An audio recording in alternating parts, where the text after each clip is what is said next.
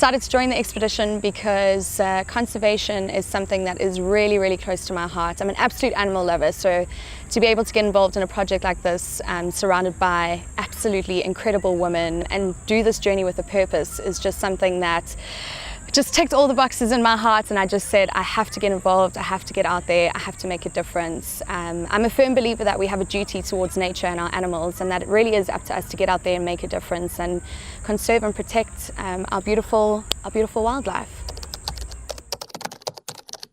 Matobo National Park in Matopus has been probably one of the most incredible and spiritual places I've ever visited in my entire life.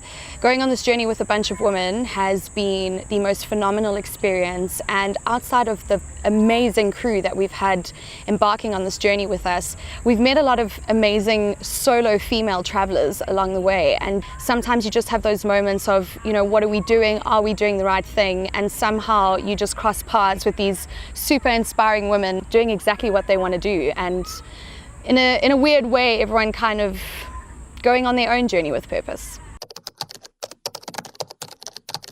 It seems like such a big threat, which it is, but the people in the communities, in their own way, still strive for harmony between themselves and these wild animals that they are living amongst. There's such a sense of contentment in their lives. There's a sense of joy, happiness, being heartfelt and invested in these community upliftment projects, these mitigation plans, just not only in terms of dealing with human-wildlife conflict, but also with lending an aiding hand towards agriculture. In a lot of the land that we've come across that's been super dry and barren, the earth is as hard as concrete. So to be able to have this project on the go that works hand in hand with an entire ecosystem and an entire family and a village has just been getting goosebumps, the most mind-blowing and impressive thing is just to do it. We're so capable, and Africa it's such a beautiful place. It's got so much history.